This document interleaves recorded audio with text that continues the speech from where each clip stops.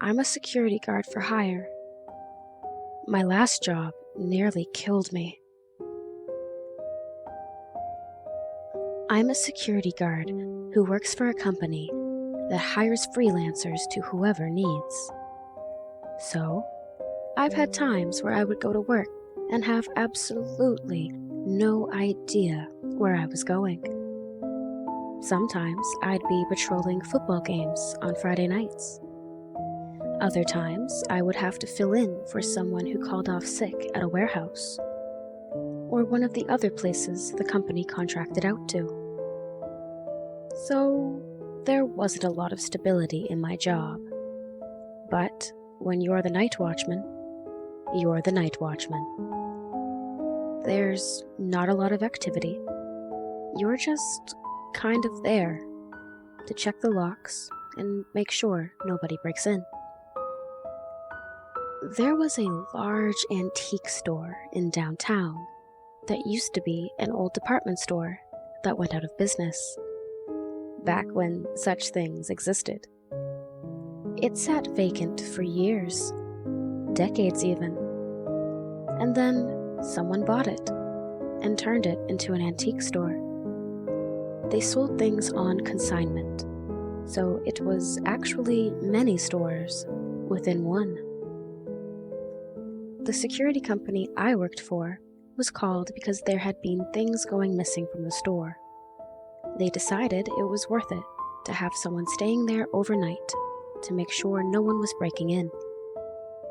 So, I was given the job. It wasn't tough. I would bring my lunch in and put it in the refrigerator. Then, I would walk around the store. It had an upstairs and downstairs, and at nighttime, it was a little creepy. Any place that you walked on the upstairs floor, the boards creaked. Downstairs was completely different. It was a basement, but it didn't really have that musty basement smell. With all the antiques there, it had that antique smell, which is kind of hard to explain. It was like old memories. After doing the job for a while, the owners really came to appreciate the job I did. Nobody was breaking in. Nothing was getting moved. And I was very clean. I didn't leave anything behind. In fact, sometimes if I saw a mess on the floor, I would clean it up. So the owners talked to the company and requested that I work there full time. And that was fine with me. It was interesting for a while. I would go through different parts of the store that had different things. Each section was like its own little store. At night, if I was bored, I would go over and pull one of the used books off the shelf, and that's the book I would read for the night.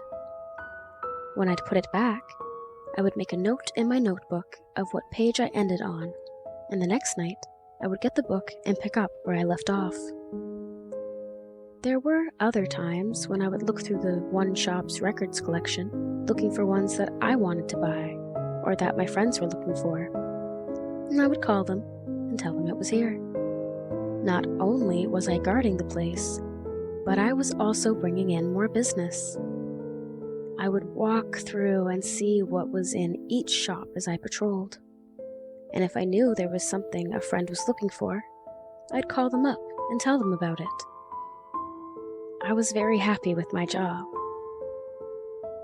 And then came the change in weather. During the summertime, it was great, because no matter how hot it was outside, once I would get down to that basement, it was always nice and cool. Once fall came around, something changed. Something became different. There was a different mood in the air. During the summer, I would go around, and on days that I was bored, I would have conversations with the different objects, the different dolls, mannequins, things like that. I would even name them. "Hey, Fred, "How's it going tonight?" I say in passing to the mannequin dressed in a gentleman's suit from the past century. I would chuckle as I walked away. It was just something to keep me interested and keep me on my toes. When September rolled around, the owners of the shops started moving different merchandise in for the fall season. Every night I'd come in, and a few things would be different. I would familiarize myself with them and see what they were. Maybe it would be a new doll or a statue. I would give it a new name, but aside from merchandise changing, there was something in the air. The mood was changing too. I don't know if it had to do with the change in the seasons or the merchandise, but it became less of a lighthearted, carefree attitude, especially once the Halloween decorations started moving in. I have nothing against Halloween. I'm just as up for reading a scary book as the next person, but some of the things were downright weird. There was a ventriloquist dummy that looked super creepy. Not only were the new things moving in, but sometimes those new things would change position from one night to the next. It seemed odd to me that the shop managers would switch things from one shelf to another. I don't know if it had something to do with the display, that somehow it would be spotted and sold more easily, but it seemed to be happening a lot. Not just one shop owner was doing this daily switcheroo, but several of them. It was a mystery. But I had plenty of time to figure out a mystery while I was sitting around every night in between patrols.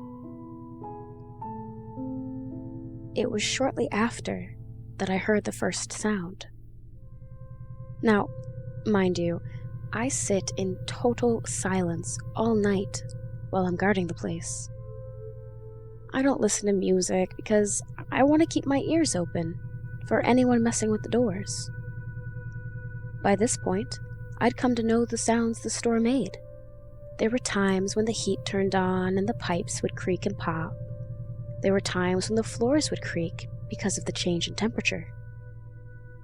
The first night I heard it, it freaked me out so badly. After months of working here, I knew exactly when every pop and creak would happen and what caused it. This one was different. I was sitting there, reading a book, when, all of a sudden, I heard a creak directly over my head, as if someone had just taken a step above me. One step, and that was it. I froze. I slowly put my book down and looked up. The ceiling didn't provide me with any answers, so I quietly crept out of my spot and started up the stairs, pulling out my flashlight. The place was semi-lit with security lights during the night. It was easy to see to get around, but there were still dark corners, so the flashlight came in handy. I made it partway up the steps and flashed my light around, trying to spot someone as quickly as possible. I focused my light on the spot where I'd heard the sound, but there was nothing there. I slowly crept around the side, trying to come to that spot and head off any angles where someone could escape. I kept my light trained on the spot, so I would see if they peeked their eyes around the corner, or if they suddenly darted off in a different direction. But nothing happened. As I got closer, my apprehension grew. I switched my flashlight to my non-dominant hand, unlocked the taser, and had my hand on it. "Whoever you are, you're trespassing," I said to the air. I didn't get any response back. The creaks being caused by my own feet were creeping me out as well. I came to a spot where there was a display, and I knew that was exactly where I heard the footstep. I stood there, mesmerized, looking at the little pumpkin face decoration and smiling at me. I darted around the corner and flashed my light at the only place the person would have had to hide, but nothing was there. I suddenly felt very exposed. The thought crept into my mind and refused to leave. Someone's here, and you can't see them. I looked around behind the display, but there was no one. I did a slow circle around all the other displays in that general area and found nothing. You know how when you're watching a horror movie and you know something terrible is about to happen and it doesn't? It makes you that much more terrified of what's about to happen next.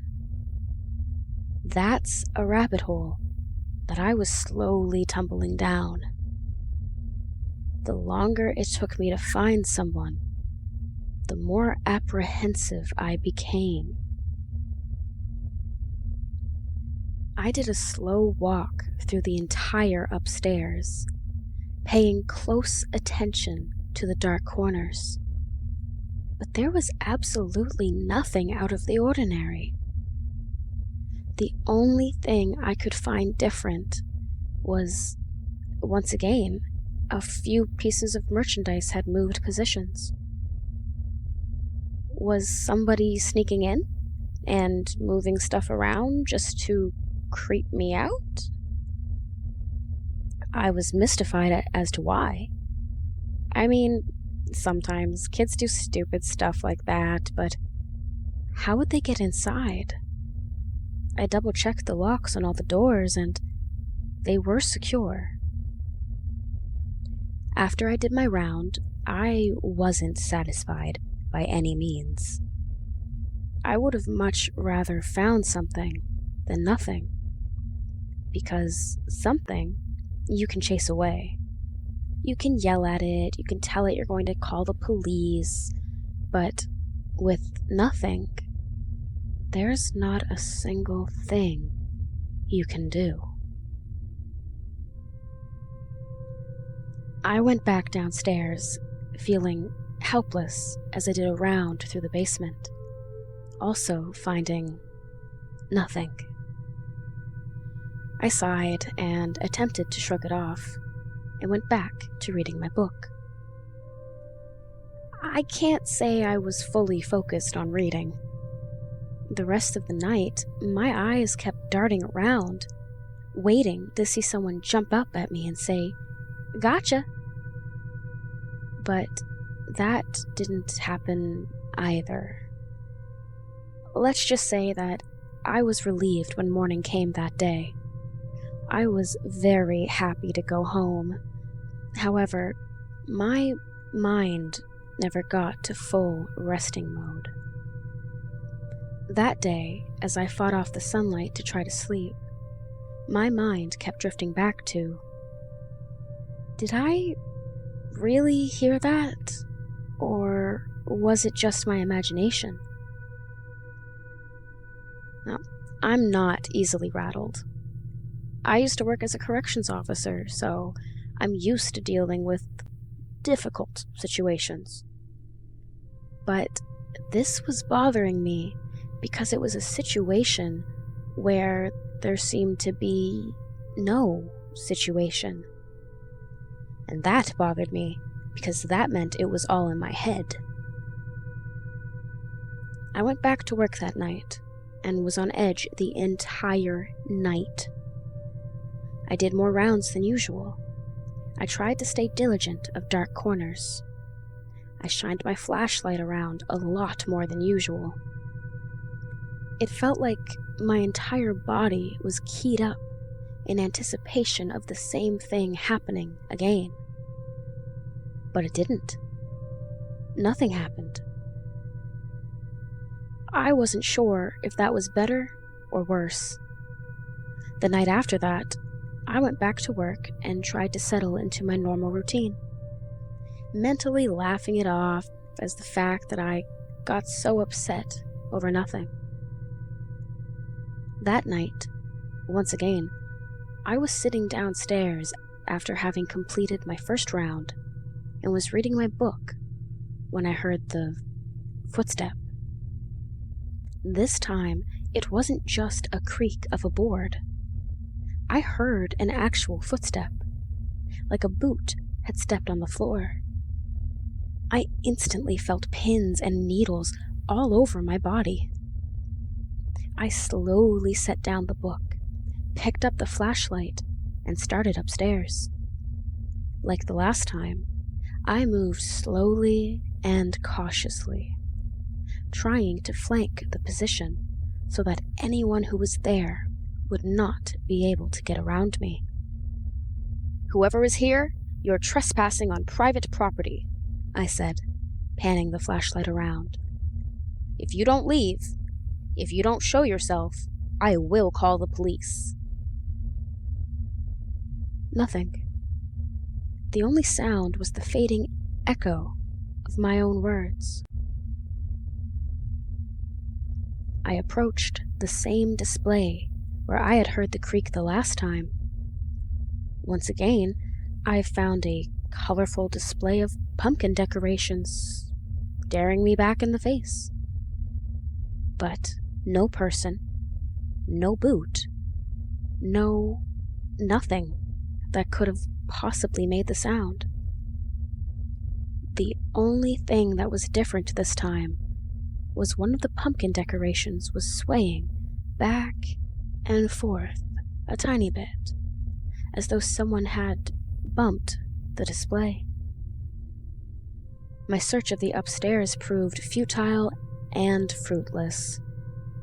I went back to my book, feeling rattled but also annoyed. I was going to catch whoever was playing this stupid trick on me. It was a mission. The next night went off without a hitch. Even though I was keyed up, I was ready to catch whoever was doing this. But there wasn't a thing out of the ordinary. The night after that, I didn't hear a footstep. I heard a dozen footsteps running rapidly, heading towards the far end of the store. I bolted out of my seat and ran down to the far end of the store in the basement and took the stairs 2 at a time. I could hear as I ran the footsteps and I were running in the same direction. I knew I would catch him at the exit door. This was it. He was mine. I made it to the door before the footsteps did and stood there, my hand on my taser, my flashlight up and ready. I was going to catch him. And then the footsteps stopped. I stopped right before the top of the staircase. "I know you're there," I said, pointing the flashlight up the stairs. "Step out and let me see you." Nothing. Dead silence. "I've had it with this game," I said. "Step out now. I'm taking the safety off my taser. If you don't, I will tase you." Nothing. "Fine. Have it your way," I said as I bolted up the stairs. The footsteps had stopped right there. The person should have been standing right there. But there was nothing. There was no place he could have hidden. It was all open at the top of the stairs. He couldn't have walked away. I would have heard the floor creaking. He couldn't have gotten past me. I would have seen him. It was like he vanished, if he ever was there. I stood there, dumbfounded. What the hell is happening to me? I panned the flashlight all around, but there was no place he could have gotten to before I got to the top of the steps. The steps weren't wooden. They were made of stone. So my coming up wouldn't have made enough noise to cover the sound of him running away. I started worrying about my mental well-being. I knew I'd heard the sounds. I knew I'd heard someone running upstairs. There was no doubt in my mind. Or was there? I hadn't found anything. So either I was hearing things, my mind was playing tricks on me, or it was something else. I decided I needed proof. So, the next night, when I came to work, I sat my cell phone on the counter, and of course, I heard nothing. When you're anticipating something happening and it doesn't, it is frustrating. The next night, I sat my phone at the counter and read my book, after doing my normal rounds. As soon as I heard anything, I turned my phone on video and hit record. I heard footsteps running toward the rear entrance. I followed them. After another fruitless chase, I returned to my counter and watched the video. All it showed was the ceiling, but I was only listening for the sound. I heard the steps on the phone. I was happy that I could hear them. It meant I had proof that I wasn't going crazy. Then I heard my own footsteps running away, chasing after them. I left the video running as my mind started wandering. Okay, now I have proof. But proof of what? I thought. Suddenly, I heard a voice. It was quiet, harsh, and raspy. It said 4 simple words. Why are you here? I spun around, looking for whoever had just spoken, but no one was there. Who is it? I screamed. Stop doing that. Nothing. I looked around for hidden speakers or anything that might be doing this. I looked under the counter, over the counter, through the counter. Nothing. I heard myself walking back and picking up the phone. Then the video ended. I stared at the phone for a long moment, then started the video again. Same thing. The footsteps, followed by me running after them. I was about to turn it off when the voice sounded again. Why are you here? I rewound the video 10 seconds and listened again. Why are you here? I rewound it over and over, hearing the voice each time. Then I turned it off and did a slow circle. The only thing around me was the antiques. Old books and statues, buttons of failed politicians, and old porcelain figurines. There was no one there. I found myself at a crossroads. Do I treat this as a prank and ignore it? Or do I let my curiosity drag me down the rabbit hole to find out what was really going on? I set the phone on the counter, turned it to video, and hit record. I'm here to protect the merchandise, I said. Why are you here? I looked around and saw nothing out of the ordinary. I let the video record for another minute, then shut it off and played it back. I heard my own voice ask the question. Then, after a few moments of silence, I shook my head at my own stupidity. Of course, that wasn't going to work, because there was nothing there, I thought. Just then, I heard the voice. "You don't belong here," it said in a low, raspy voice. My shaking hand reached for the phone. At that moment, I completely agreed with the voice. I didn't belong here. My knees were shaking. Chills ran up and down my spine. I spun around, trying to find the mystery voice, but it wasn't there. I nearly dropped the phone. My hands were shaking so badly when I rewound and listened to the voice again. The voice was still there. I laid the phone down on the counter and started another video. I have to be here, I said, trying not to stammer. It's my job. Then I let the video record for another minute. When I rewound and played it, I got my answer.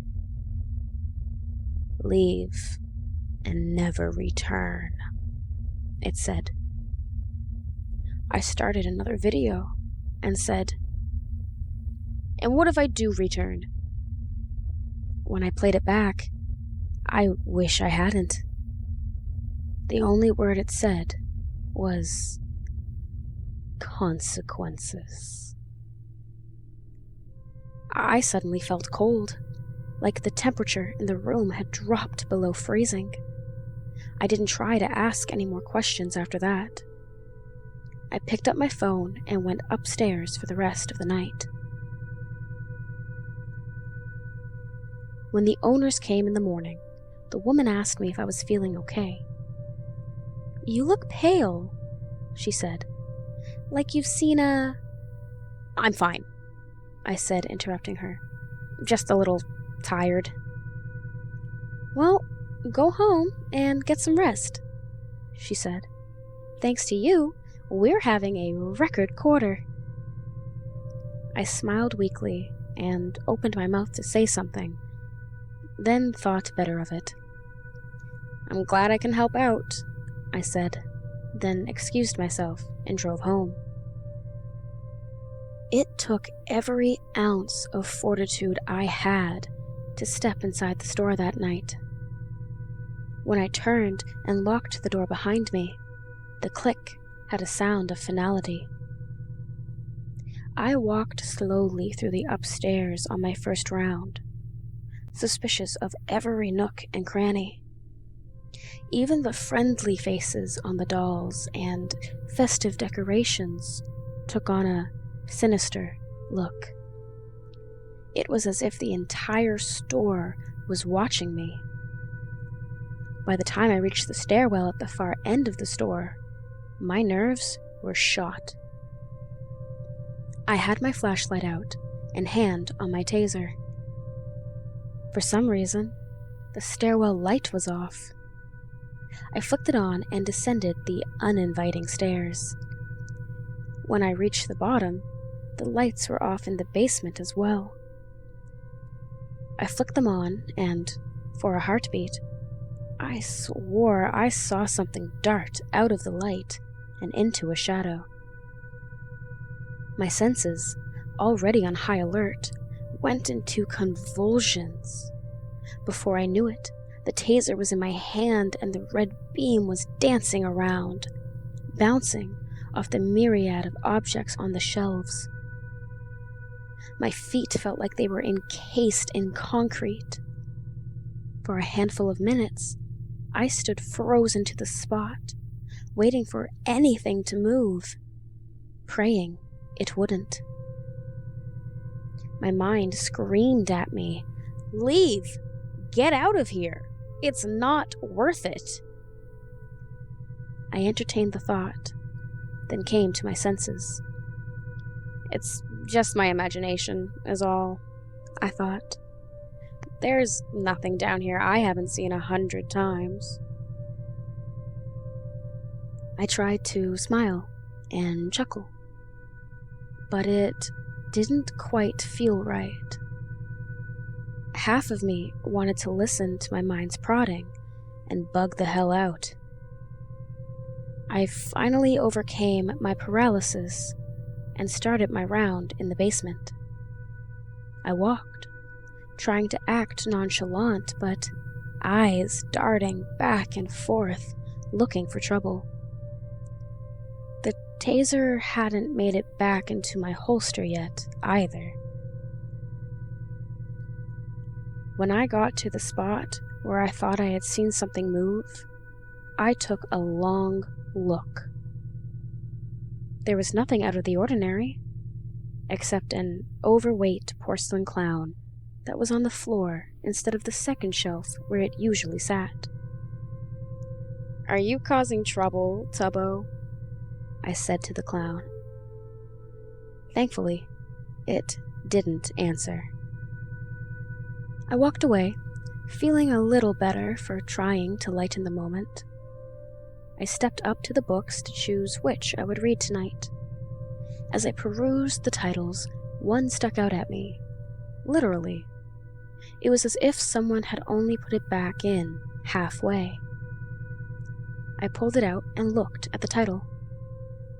Cape Fear. "Nope," I said, putting the book back. "Not up for anything scary tonight." I looked around at the other books and picked out a Dave Barry collection. But I couldn't pull it off the shelf. It was as if the book was glued to the spot. I shrugged and tried to pick another humor book, but it was stuck too. I tried others, but they were all stuck. It was the strangest thing. I tried a romance, but couldn't get it loose. I tried several other genres, but none would come off the shelf. I was mystified. Out of curiosity, I picked out a horror novel, and it came out in my hand. I put it back and picked another. It came out as well. After trying many, I found the only books I could get off the shelf were horror.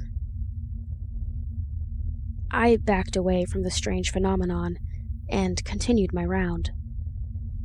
I just won't read tonight, I thought, trying not to let the weird bookshelves rattle me. I made my way to my counter and eyed it with suspicion. Maybe I should sit somewhere else tonight, I thought of my favorite spot.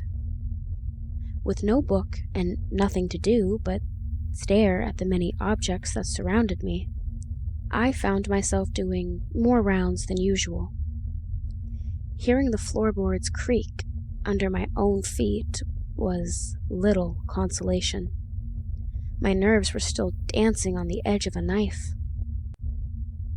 I went back downstairs to complete my round. At this point, I was intentionally trying not to notice things. I walked past one display and froze as I caught something out of the corner of my eye. I backed up and looked at the display. The clown that I had spoken to the last round looked exactly the same as it had, except for one important detail. It was back on the second shelf. I know it was on the floor, I thought, my mind racing. I know it was. I stared at the clown, his porcelain smile full of mischief. I tried something crazy, hoping no one would ever find out about it. I pulled out my phone and recorded the clown. "Are you the one causing all this trouble?" I said, aiming the camera at it. I left the camera recording for an additional minute to give time for an answer. Then, I stopped recording and started watching. I heard my voice ask the question. Then, nothing. I waited for the answer, but there was none. I stared into the glossy eyes of the clown for a long moment. Then I tore my gaze away and continued the rest of my round. Someone is messing with me, I thought. Then I slowly reconsidered.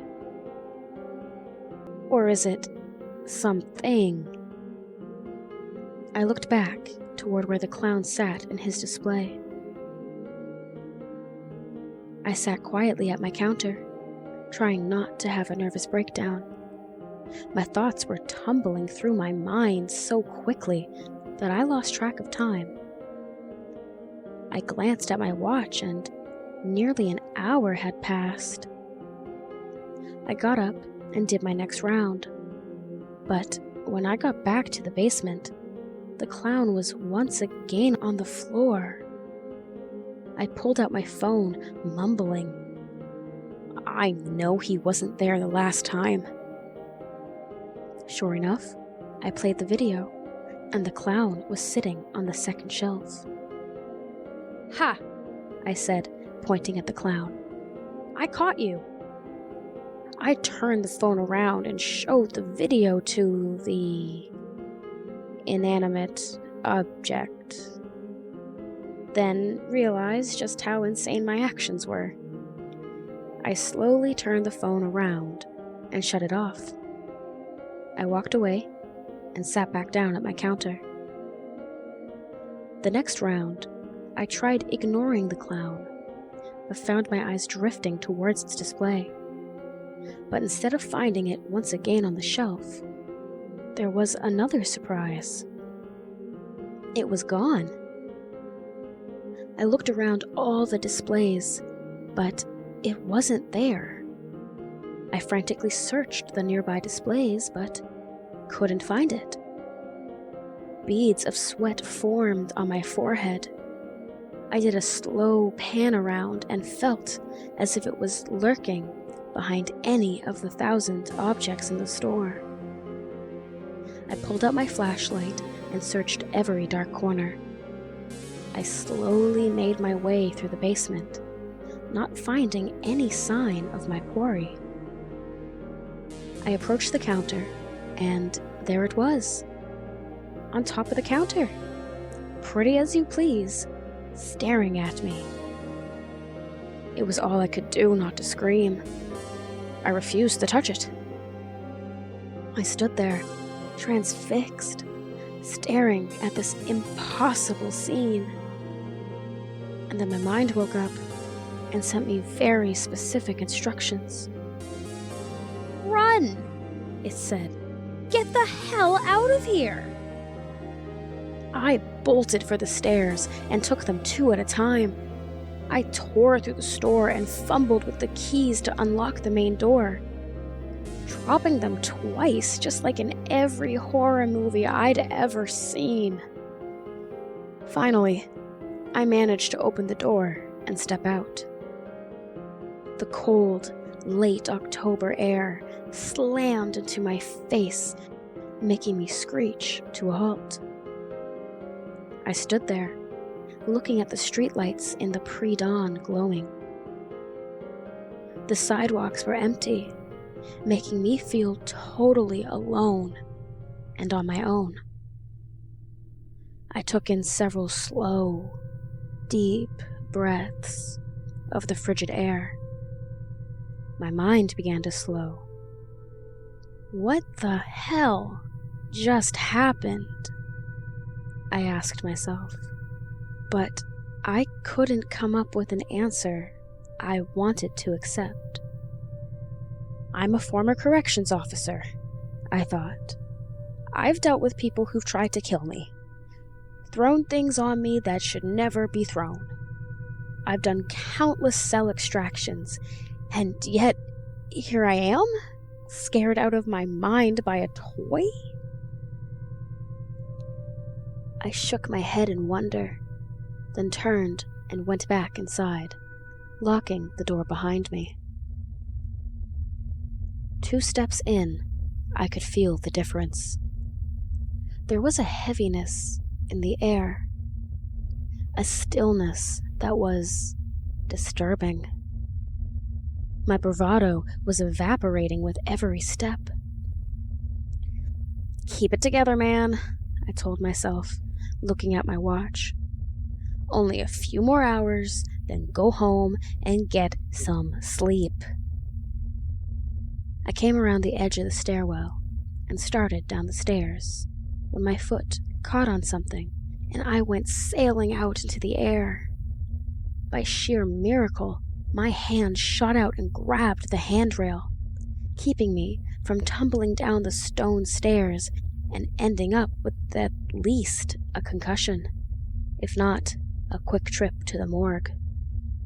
My body swung around and slammed into the hard metal railing, knocking the breath out of me. I hoped I hadn't broken any ribs. But there was pain radiating from my side. After a few minutes, I caught my breath and slowly stood, looking back up the stairs to see what I had tripped on. There sat the clown. Any amount of courage or denial left in me evaporated. I stood there, halfway down the steps, pain in my side, staring at a porcelain doll and fearing for my life. I climbed the stairs and sat on the top one, across from the clown. There was no way I was going to touch it, but there was no way I was going to let it out of my sight either. The next few hours were a blur, as the store became a carnival funhouse. I heard footsteps, music, crashing, and even sounds I couldn't identify. But I refused to take my eyes off the clown. My bladder screamed at me, telling me I hadn't taken my mid-shift bathroom break. But I refused to take my eyes off the clown. When the owner unlocked the door, she found me in the same spot, sitting at the top of the stairs, staring at the clown. "Are you all right?" she said, coming over to me. It took me a moment to realize she was real. Yes, I'm fine," I said, staring at the clown. "I just wanted to buy this thing." She looked back and forth from me to the clown. "I have a friend who collects these," I said to her unasked question. Sure," she said. "You want to bring it over?" "Actually, I was wondering if you could take it and gift wrap it for me," I said, my eyes glued to the clown.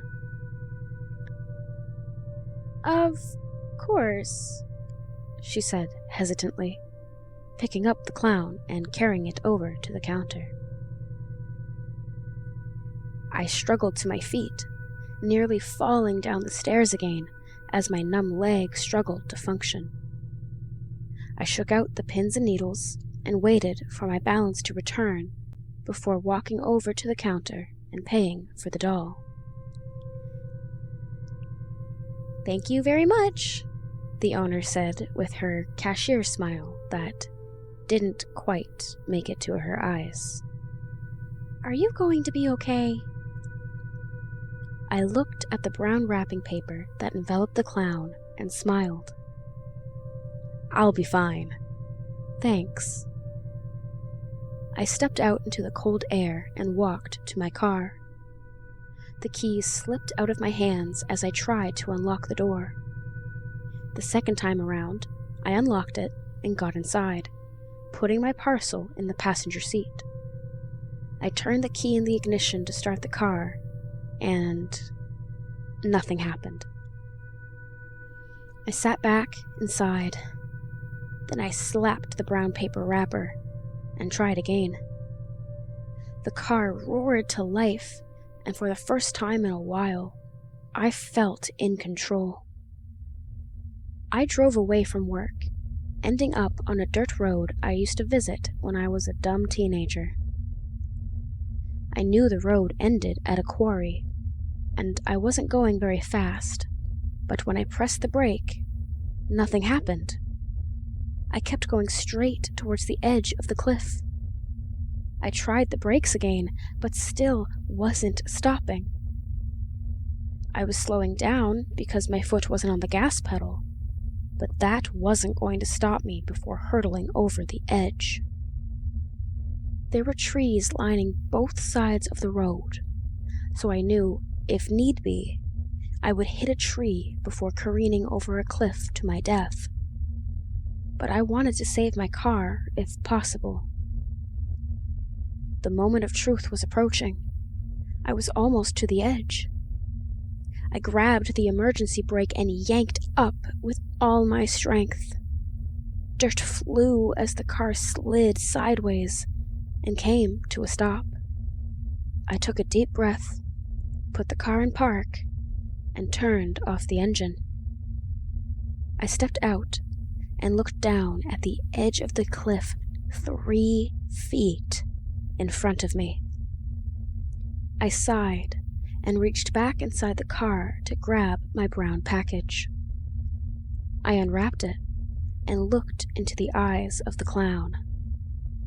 "Sayonara, sucker," I said, then threw it over the cliff and watched as it fell in slow motion hundreds of feet and shattered against the rocks. I looked at the tiny pieces scattered among the rocks with disappointment. At least I could have seen some evil vapor floating up, or the thing burst into flame when it shattered, I thought. I guess I've watched too many horror movies. I got back in my car, and it started on the first try. I smiled as I drove home and slept like the dead until my alarm went off and it was time to get ready to go to work. I sang in the shower. I sang along with the radio, and I was still humming a happy tune when I got to work. It was the happiest I'd been in days. I did my first round with a skip in my step. Even coming to the display where the clown used to be couldn't put a damper on my spirits. The empty space on the shelf where it used to sit made me smile. I came to the bookshelf and was happy to pick a book for the evening now that I would be able to enjoy reading again. I did my best to ignore the supernatural ramifications of the previous week as I chose a book. I reached for the Dave Barry book again, but it wouldn't budge. I tried another book, but it wouldn't budge either. I reached for a horror book, and it came out in my shaking hand. I slowly panned around, looking for anything. In the back of my mind, I half expected the clown to jump out, wielding a knife and start chasing me. When that didn't happen, I floundered, not knowing where to look next.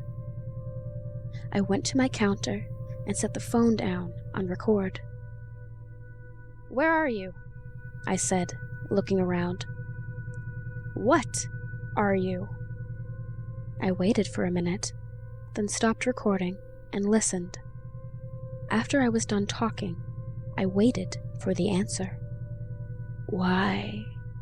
said the raspy voice. "So you can do to me what you did to the clown?" I stared at the phone with dismay, as if it was whatever was saying this. I started another recording. How do you know what I did to the clown?" The voice answered with a harsh chuckle, then said a single word. "Prepare." I started another video and said, "Prepare for what?" But the voice was silent. "Prepare for what?" I said on another video, leaving more time. No response. I guess it sucks to be me, I thought ruefully. I plopped down on my chair and thought about what could be worse than the last few days of living in fear. My happy mood was gone. Now, all I felt was hopelessness. The night dragged on for what felt like an eternity. There wasn't a sound, not a hint of anything out of the ordinary. The silence drove me to the brink of insanity. I waited all night for something to happen, but nothing did. When morning came, the owner was brimming with excitement. "Happy Halloween," she said, as though Halloween spirit was overflowing out of her. That's today?" I said. "Of course." "I think I might need to take tonight off." "On Halloween?" she said, looking distressed. "When all the tricksters are out looking to do no good? Tonight's when I need you the most." I looked into her pleading eyes and sighed. "Of course, I'll be in tonight," I said. Her face immediately lit up, and she became brilliantly happy. "Oh, good. I'm so glad." I went home and tried everything I could to get some sleep. I even took a sleeping pill. But nothing could get my mind to shut down. I couldn't stop thinking about what could possibly happen. All this trouble I'd been having, and then, add on top of that, the fact that it was Halloween night, was too much. I couldn't fathom what was about to occur. In the end, I got maybe an hour of sleep. When I got up to get ready for work, I was completely frazzled. I put my taser and flashlight on my belt, then looked in the drawer and saw my snub-nosed .38 sitting in its ankle holster. I picked it up and stared at it for a long time. The ramifications of taking it with me were huge. Was I prepared to face the consequences of what would happen if I used it? After a few minutes, I made my decision. That night, on my way to work, I passed dozens of kids in colorful costumes running cheerfully from house to house, having the time of their lives. I wondered if any of them would ever have to face a moment like I was about to. When I turned the key in the door to lock myself in my prison of antiques for the night. When I turned the key in the door to lock myself in my prison of antiques for the night, the click had a note of finality. My mind had been running through a list of potential disasters that could happen that night, and nothing had not made the list. I started my first round upstairs, and it was totally uneventful. You'd think that the silence would be comforting, but it was quite the opposite. My eyes darted back and forth, searching for where the attack would come from. Once I got downstairs, I was jolted into full panic mode. There was new merchandise that must have come in today. It was 3 life-sized mannequins that were dressed in Halloween costumes. The hairs stood on the back of my neck, and my anxiety level jumped to 11. I stayed as far away from these things as possible. I wanted absolutely nothing to do with them. I was tempted to call the owner right then and say I quit. I desperately wanted to take a book off the shelf and read to take my mind off the stress, but I knew that all it would let me take was horror. I sat at my counter after my first round was done. My leg bounced nervously, and my hand sat on the counter, shaking. I didn't know if I was heading for a heart attack or not. I sat there, dreading my second round, waiting to hear anything unusual happen, like it had been for the last week, but there was nothing but silence. Dreadful silence.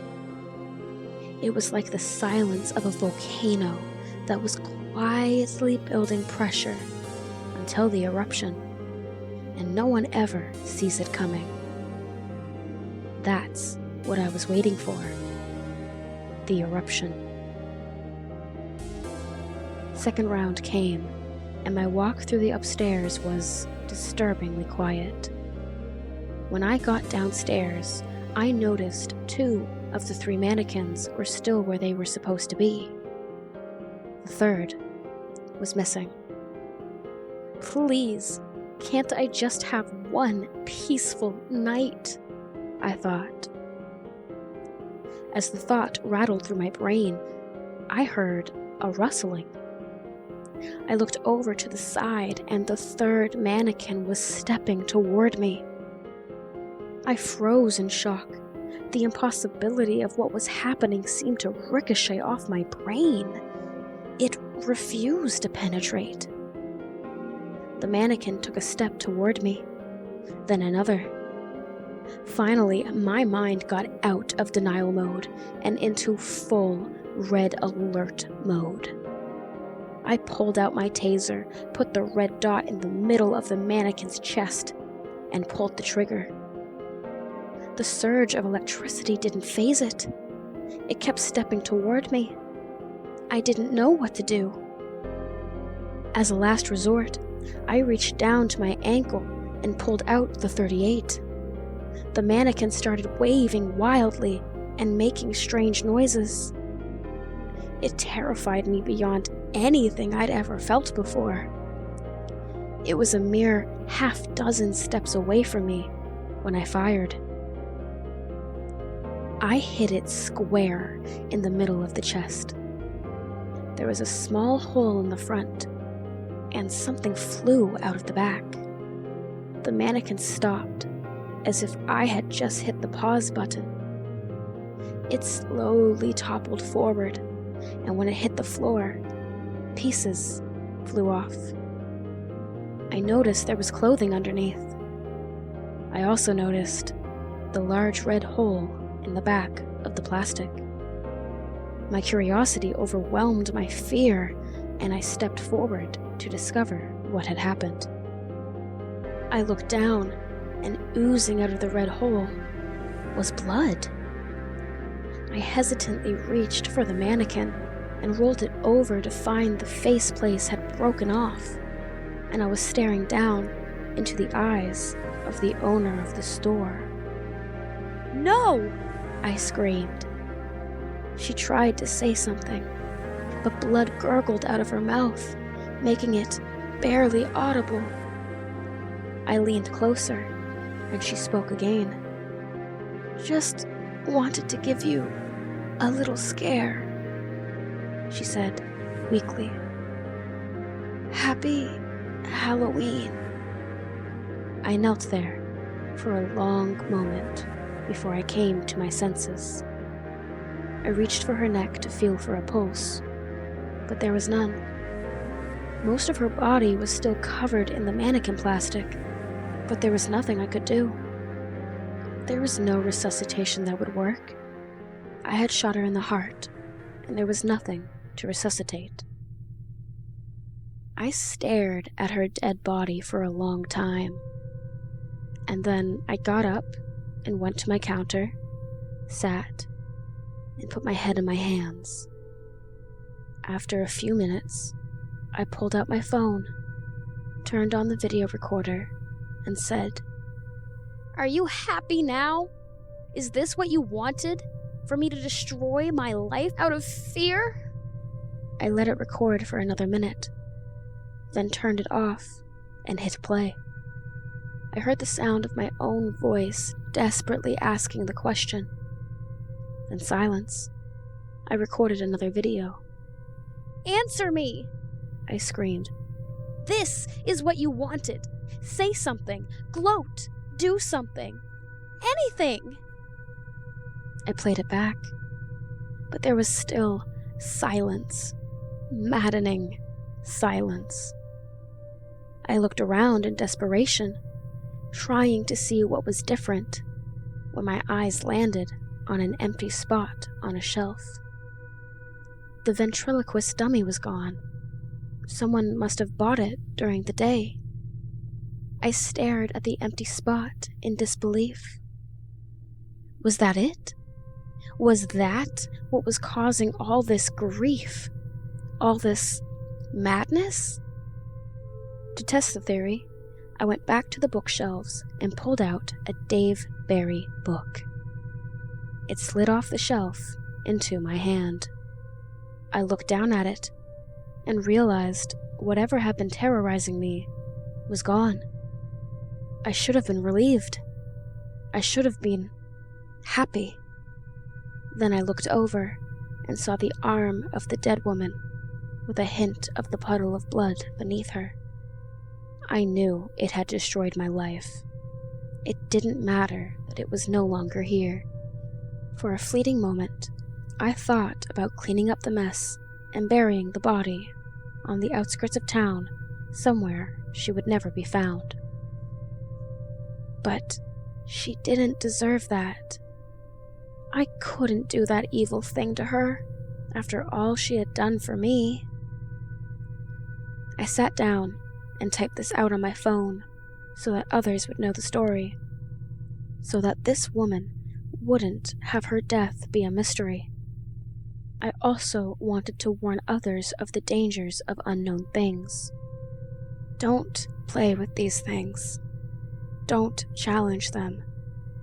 Get away from them before they ruin your life as I've ruined mine. After typing in the story, I realized there was still one thing left to do. I went upstairs and broke into the office. I dug through the receipts for the day and found the one for the ventriloquist's dummy. Fortunately, the woman who had bought it paid with a check, and the owner hadn't had time to take it to the bank yet. I pulled out my phone and took a picture of the check, which had her home address on it. I got in my car and drove straight there. All the colorful munchkins had abandoned the streets to go home and work on their stomach aches. It was after midnight when I quietly broke into the woman's home. I pulled out my flashlight and searched the entrance hallway. Then, not finding it, moved to the parlor. There were quite a few antiques in the room. I looked around, slowly, trying not to miss what I came for. Finally, I saw it, sitting on a small table near the far end of the room. I went to it and picked it up. It was much heavier than I expected. I struggled to balance it so it wouldn't fall to the floor and wake the house owner. I turned to leave and nearly ran into an old woman standing in front of me. "Who are you? And why are you holding that?" she said, in a tone that conveyed more curiosity than alarm. "I'm sorry, ma'am, but I have to take this," I said, struggling to keep it in my arms. "There are many other items in this room of greater value," she said, gesturing around. Why that particular one? I don't really want to say, ma'am. And I don't want to be standing on the cold floor in my robe, watching a stranger take my property. Yet, here we are. Would you believe the warranty ran out, and I need to take it back to the shop? She glared at me, like a teacher I had just told the dog ate my homework. Okay, the truth is, this thing is evil, I said. Evil? She said. Whatever would give you that idea? I sighed, then quickly went through the recent events, hitting the highlights. And you still have these recordings? She said. Yes, they're here on my phone, I said, setting the dummy down and pulling out my phone. Would you mind if I listened to them? I shrugged and played the videos one by one as she listened with such curiosity that she barely moved. When they were done, she stepped back with a pensive look. Interesting, she said. Now do you see why I have to destroy it? And you were the only person in the store when these recordings were taken? Yes. So it was speaking directly to you? I believe so. Why? There are two erroneous assumptions you made about this object and myself, she said. What are those? First is that this object is evil, she said, in a mannerly tone, with just a hint of teacher in it. Inanimate objects are neither intrinsically good nor evil. But this thing, I said, pointing at the dummy. Yes, it did things that made you react a certain way, but that still doesn't define it as evil. I looked dubiously from her to the dummy and back. The second assumption you made was that I was some poor, innocent victim, that I had no idea what this thing was, or what it's capable of, she said with a gleam in her eye. That I haven't been searching for this object my entire life. My eyes went wide with realization. And now that you have it, what will you do? I said in a voice that sounded detached and distant. Prepare, she said in a low, raspy voice that sounded so much like the voice on the recordings, it gave me chills. I reached down to tie my shoe, then sprung up, pistol in hand, and shot her in the forehead. Her head snapped back, then slowly drifted forward. She gave me a look of surprise that turned into sheer rage. You think you can, she said, before collapsing to the floor. I watched as she bled out onto the ancient carpet. That's gonna leave a stain, I thought. I looked down at the ventriloquist dummy. Then, looking around the room, at the many other objects. Each of them looked old, just like the dummy. I felt a closeness in the air, like a pressure building. From the front hall, I heard a crash. I felt the dummy drawing my attention. Suddenly, I felt surrounded and helpless. I ran to my car, feeling better as soon as I hit the cold outside air.